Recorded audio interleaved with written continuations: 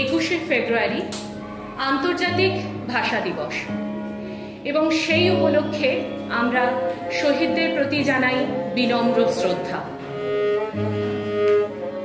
সেই মহান ব্যক্তিদের প্রতি শ্রদ্ধা জ্ঞাপন করে আজ ট্রে হাউস বারাসাত স্কুল আমরা একটি ছোট্ট অনুষ্ঠানের আয়োজন করেছি।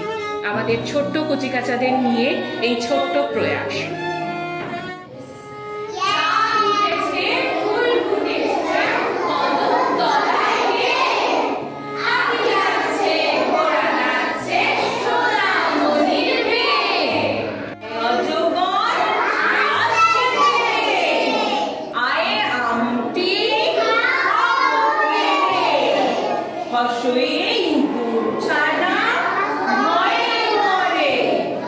Igor Papi